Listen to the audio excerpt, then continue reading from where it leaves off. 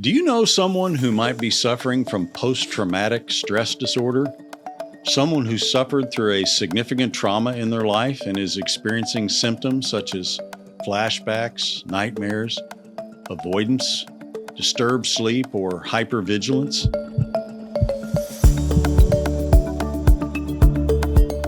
Today, we're going to take a deep dive into PTSD treatment with a specific focus on why we need more options for treatment and how you may play a role in helping us find them.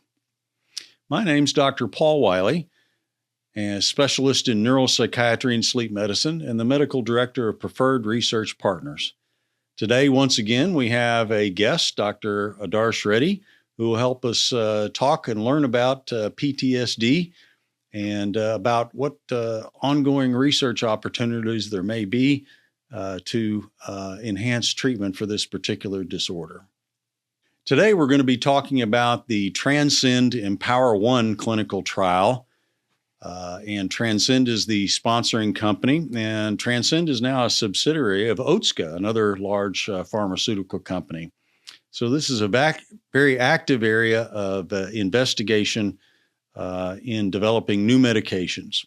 So with that being said, it's a pleasure once again to welcome Dr. Adarsh Reddy to have a conversation with me and with us today.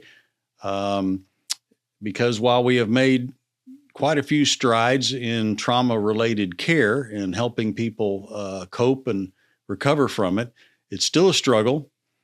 And it's very important to remember that PTSD is, I think, a little bit of a hidden psychiatric disorder, and that we need to actively try and look for it and be of help to people.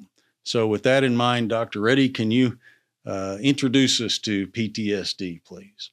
Oh, yes. Thanks for having me. It's a pleasure to be here.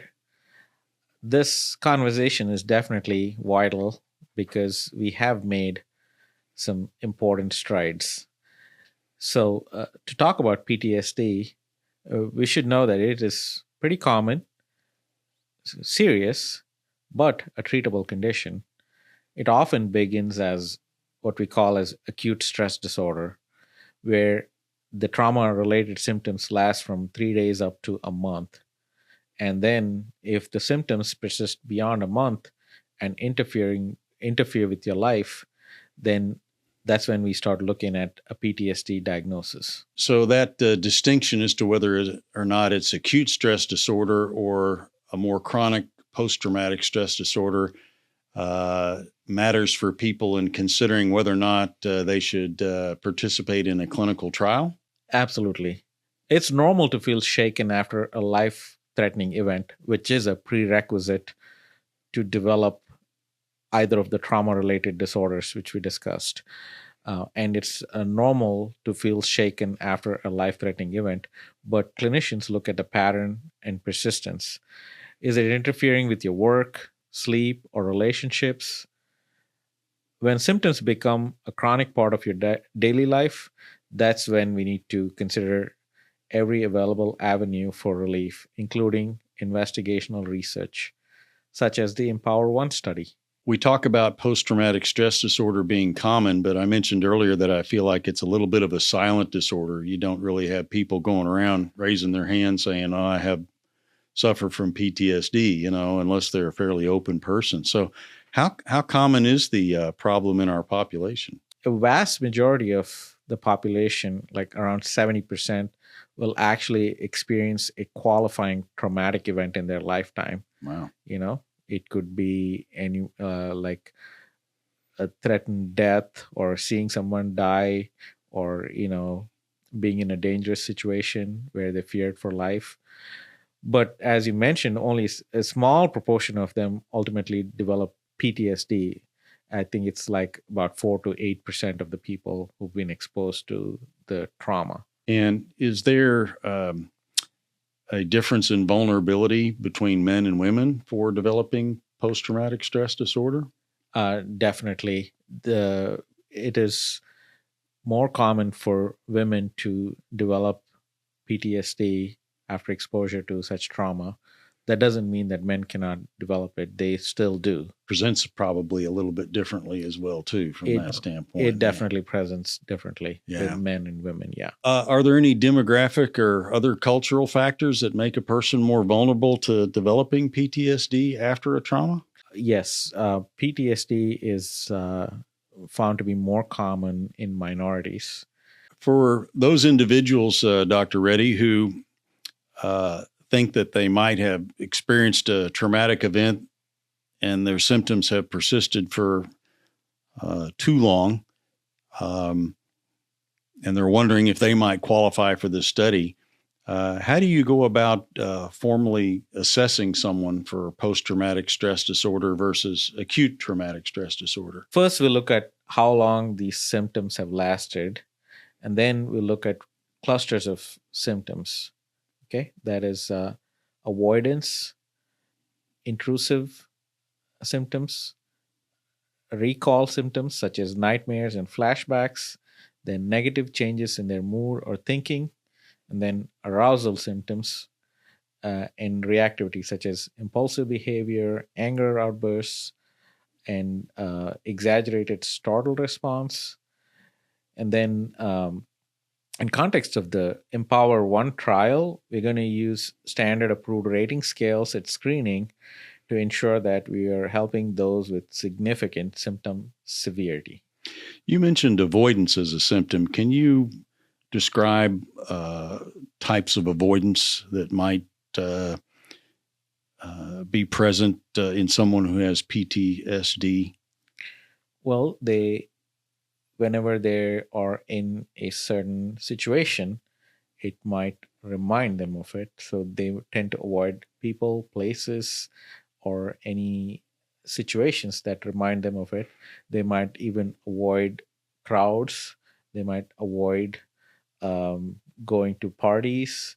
They might avoid going to like a fireworks show because now they got loud sounds and it reminds them of certain things. Or and sometimes they try hard to avoid thinking about it even. And that's also a very significant symptom.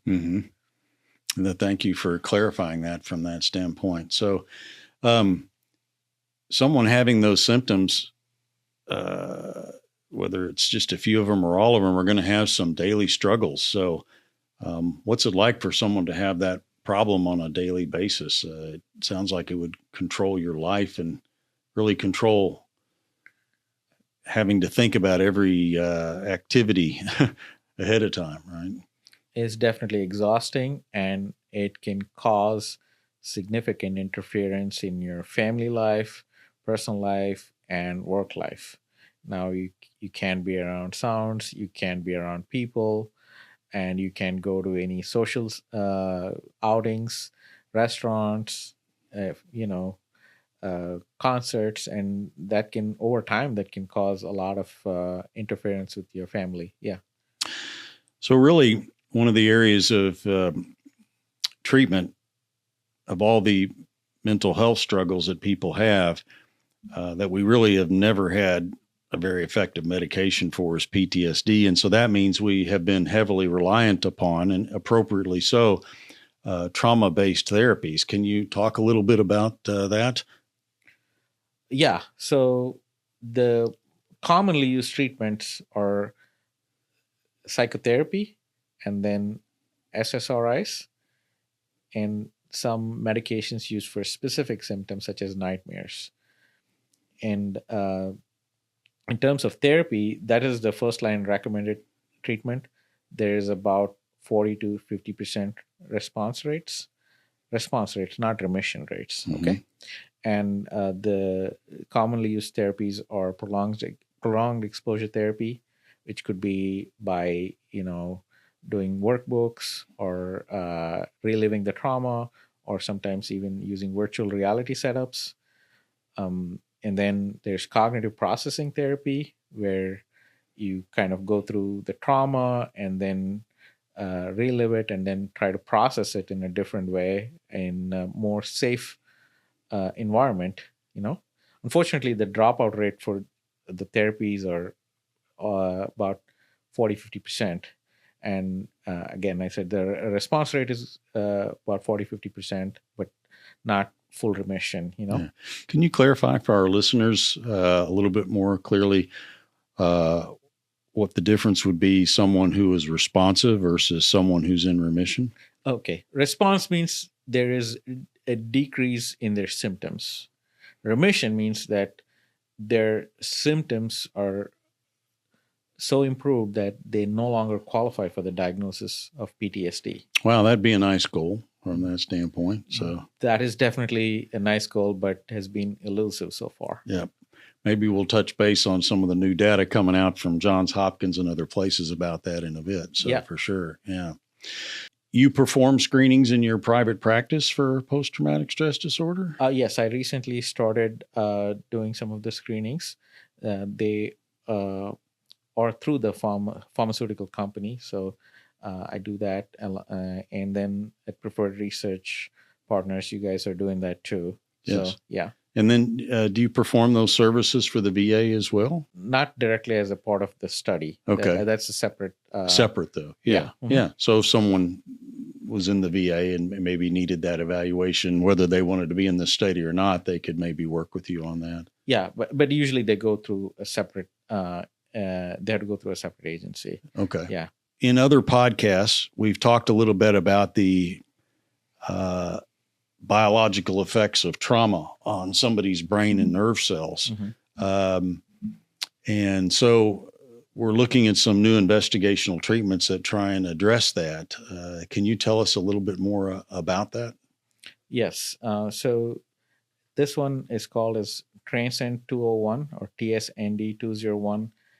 It is a medication that acts on multiple neurotransmitters, serotonin, dopamine, norepinephrine, and it causes a release in such a way that it also triggers neuroplasticity. So it belongs to a different category of medications called neuroplastogens. They've taken away the hallucinatory effects of it, so it's generally safe, and then we are only looking at the predominant neuroplasticity effects. Yeah, that's the whole big area that has been talked about in the news lately, is the development of psychedelic medications for treatment of mental health disorders. In fact, President Trump recently signed and directed the FDA to speed up some of the process in allowing this research to occur. But there are a lot of different types of psychedelic drugs. Some produce a psychedelic experience, and we think that for some disorders, that experience is an important part of recovery. And for other psychedelic medications, chemically, they've taken the psychedelic component out, as you mentioned, and so they've left mainly just the neuroplastogen type effect.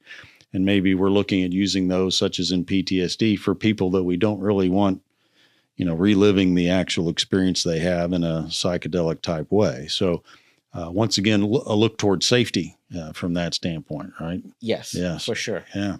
And then the reason why they're they're trying to expedite this process is because A, there's a huge burden. B, the effects last a long time, even though the dosing is only for a short period of time. So that has been something new for, I think, I would say, for the whole field of psychiatry. Yeah.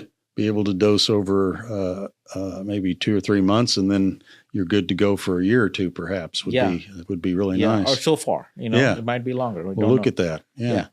So can you tell us about the stress response and how it might affect what we call the hypothalamic pituitary axis? Yeah. So this has been studied for a long time. It was, I think, pioneered in New York University. And then when I was a medical student, I was studying some of this stuff. The stress triggers the HPA axis. That's the hypothalamic pituitary adrenal axis. That is the stress axis. And when these hormones are released, not only do they increase, they have like immediate effects like increasing your blood pressure, heart rate, making you feel anxious and alert. They also affect the hippocampus, which is the part of your brain that's responsible for consolidating memories. So what they do is they can with a chronic stress or a severe stress, they can actually trigger the HPA axis, and it can start affecting the neurons in the hippocampus, like they might undergo atrophy. And then in a different area, the amygdala, which is responsible for fear consolidation, you have overactivity when you are stressed. So when you relive that stress, you're triggering this pathway over and over again. And sometimes these pathways are triggered when you're in exposed to that context. That's they call it contextual conditioning, you know? The human body is very interesting from the standpoint that so many of our body systems, for example, our immune system, is designed to keep us alive. Yes. And yet, if our immune system gets overreactive and over-responsive and gets triggered so much, now we have immune disorders. So there's this balance between keeping us alive and keeping us protected from infections or other things, but yet all of a sudden not causing other problems.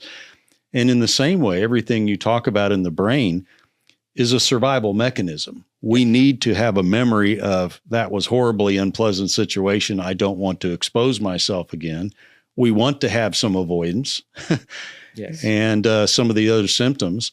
But as you pointed out, if there's re-exposure or if the initial trauma is just so overwhelming, now all of a sudden it goes from being an adaptive response to ensure survival in the future to a maladaptive response to where it may ensure survival in the future, but it makes every single day miserable trying to survive in the future, right? And so that's what we're trying to get at is maybe dampen down some of that over response mechanism. So Definitely. Yes, PTSD is definitely a maladaptive response because now we are beyond trying to survive. We are just avoiding everything. And then your sleep is affected, your functioning is affected. So it's not adaptive anymore. You know, it's like kind of triggering the immune response too much. Now we got rheumatoid arthritis, autoimmune diseases. It's very similar. yeah. Yeah. And or even like COVID response, you know? Yes. Yeah. So, Over response. Yeah. People yeah. end up with POTS or other things like that. Yeah. Yeah. People get COVID virus. Their immune system reacts to it. The immune system attaches to a certain area in the brain or our nerves or blood vessels, and now all of a sudden we can't maintain our blood pressure. So Yeah. it has all sorts of unexpected effects from that standpoint. Yeah. So I think that's why we are trying to address the plasticity aspect is very important, and I think these are the first drugs that are directly addressing that. So far, all the medications that were used for PTSD, like the SSRIs, they were affecting plasticity, but it was like a secondary effect. Mm-hmm. Mainly, they were designed to like prevent reuptake of serotonin. So you're increasing the serotonin, and then over weeks. That's why they say you have to take it for a few weeks before you start seeing the effect. But then people can easily lose hope. You know, they're like, oh, okay, I've tried this for about 6 weeks, and now you're saying it needs another 6 weeks to see the effect. So and even with that, you're getting about 40-50% response. And mind you, there is a placebo response for all the psychiatric drugs in the range of 20 to 40%, you know. So it's only a little bit better than placebo, but that's the best we got. Yeah, so far. Yeah, for sure. You've mentioned the concept, and I touched on it just a moment ago, about people being in survival mode. And can you tell us a little bit about, what happens if the brain is stuck in survival mode? That's basically all the symptoms of PTSD for you. We got hyperarousal, wherein like you're always feeling like you're on alert, and that means you can't sleep. You're always anxious, you're always looking behind your back. You have difficulty like doing daily routine things like driving or just going to work, coming back. You have trouble sleeping. Yep. You're like having nightmares, waking up multiple times, and then irritable, You get triggered easily, and even little things can set you off, and that can be particularly distressing for everybody around you at work and at home. And yeah, and then on and on. That you're stuck in a loop. Yep. I always find it helpful to educate some folks I've seen who have what I call military PTSD from whether it's an IED that blew up some of their brethren or whatever other trauma, or seeing people abused in countries. There can be all sorts of different military PTSD. I know photographers that get military PTSD just from taking pictures and documenting things. But it's a good example of the concept we talked about, that what is adaptive in one environment is maladaptive in another. And so all of those symptoms can be very adaptive and in an appropriate survival mode in theater of war, right? Yes. But when you come home from war, you really need to be able to turn that off. And so our brain does not really have a very good ability to turn off those heightened survival mechanisms. And so when you try and employ those heightened survival mechanisms in a non-wartime theater, just at home, it just doesn't work very well. And as much as someone would wish to have an off switch for those, it's just not there. And so that's I think a good thing about adaptive versus maladaptive that I've seen over and over again in some of the vets. Yeah, you can't be swerving off the highway every time you see a trash bag next to the highway. Yeah. The trial that we've been talking about, Dr. Reddy, the Transcend Empower One trial, is available for those individuals who suffer PTSD from any source. It can be military, it can be first responders, it can be physical or mental abuse or any sort of trauma, death of a loved one or friend or whomever. It's available to them. And to participate in those trials, people have to have tried at least one treatment for their PTSD. And so that would be therapy or medication. So what's out there maybe in terms of therapy and what's out there in terms of medications? Not so many approved at this point for PTSD. Yeah, I mean, there's been nothing new in terms of medications for I think 25 years now. Amazing. Yeah. So for PTSD, for the entirety of my professional career. Yeah. Yeah. So we got antidepressants, paroxetine, sertraline, and Effexor or venlafaxine.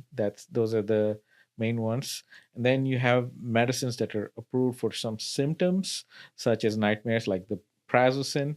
But the prazosin doesn't necessarily improve any other measures of PTSD. And even with the SSRIs, if you look at the different domains like avoidance, intrusive thoughts, it affects only some of them. Like it might improve the mood, but it doesn't necessarily improve your avoidance or intrusive symptoms. Yeah. So I think the data shows maybe a 20% response, but 0% remission rate. Yes, 0% remission. That's right. Yeah. Yeah. So we really want to try and find a medication that produces, and a type of medication that produces some chance of both remission and full response from that standpoint. So that is definitely why I think this Empower trial is important. And these are the first new class of medications that are being tried for PTSD. They've already studied it for depression and anxiety. And I think this is a very important area for PTSD in terms of plasticity. Like we talked about, the chronic stress response now with PTSD, where the brain is staying elevated and constantly producing like high level of stress hormones, and then constantly affecting the different brain regions. I think they have to be reversed in order to see any prolonged effect. So, Dr. Reddy, could you tell us a little bit more specifically about the criteria for the Transcend Empower PTSD trial? Yeah, sure. Here are the key eligibility criteria.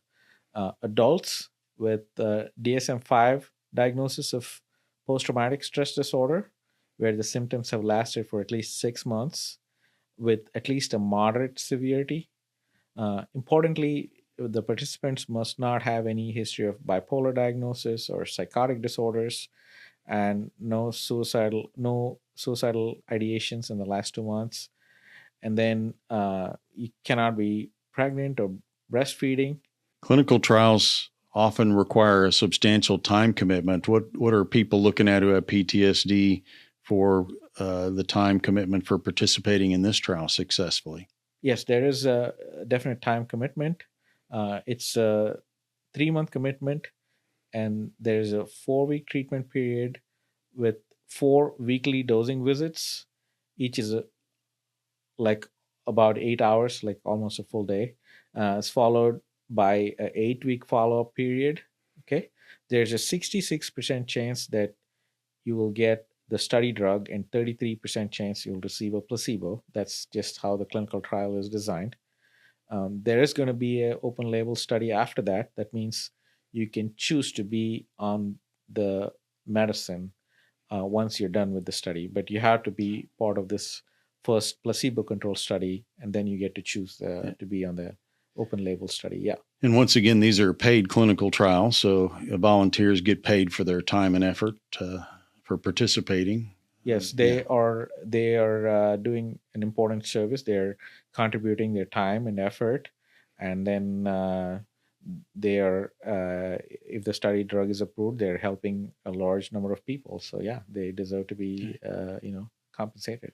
So if someone is in Little Rock or the surrounding area, and sometimes we get people who come see us from Oklahoma or Missouri or Texas or Memphis, and they want to see if they qualify, what should they do? I would call Preferred Research Partners, or you can call Reddy Psychiatry, and then we will screen you guys, and then we'll work out the logistics. If it is if you're far away, we'll figure out if you're qualifying for the trial, and then we can work out the logistics. Yeah. So, Dr. Reddy, I want to summarize things for people a little bit. Okay. And the Transcend Empower One study medication is a psychedelic medication derivative with the psychedelic component removed, but still part of its enhanced effectiveness, we think, is going to be that it affects serotonin, norepinephrine, and dopamine, as you touched on before. And by promoting their release and increasing their concentrations in the connections between two nerve cells, it can really stimulate nerve growth. And so that's kind of the unique part of this compound. But, one thing about this compound that we haven't touched on is that it's also unique in what it doesn't do.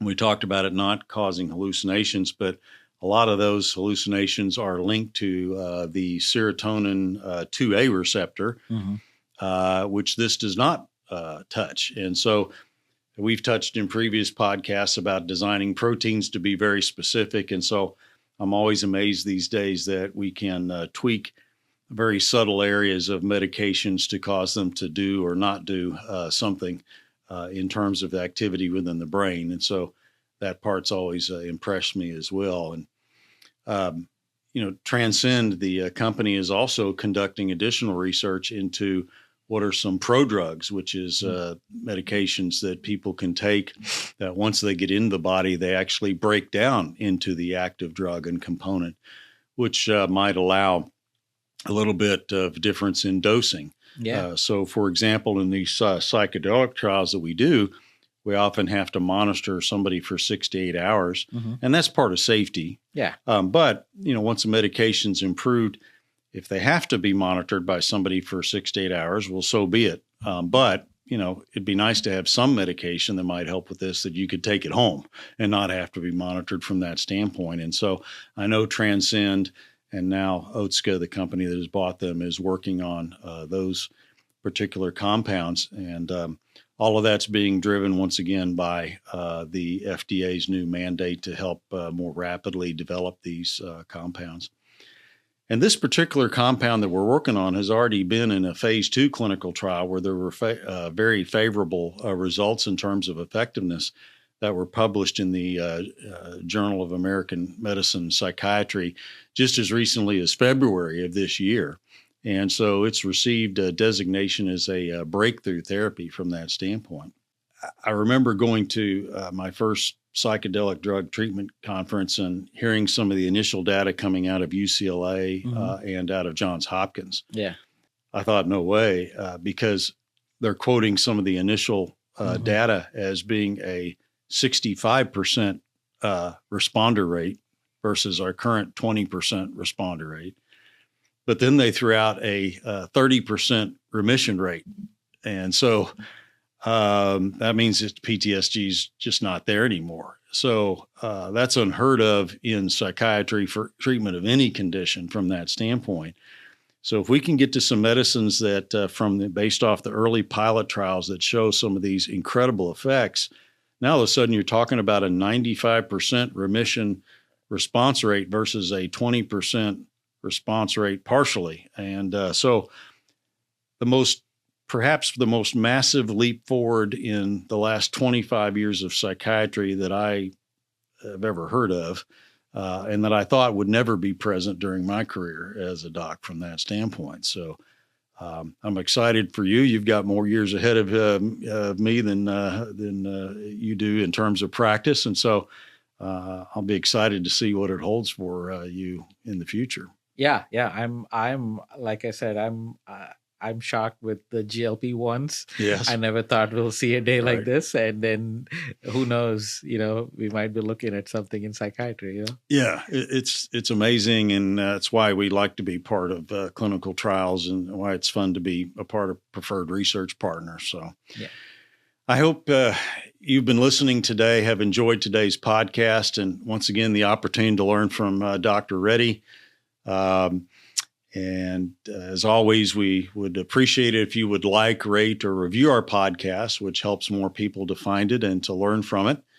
And if you know someone who you think might benefit from viewing this podcast episode or our previous podcasts, please share it with them.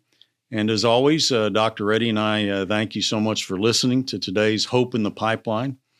And we'll see you again next time. And hopefully have some fresh new topics to talk about that are just as exciting. Yeah. Thank you. Thank you for having me here. You're welcome. Thanks for coming. Okay.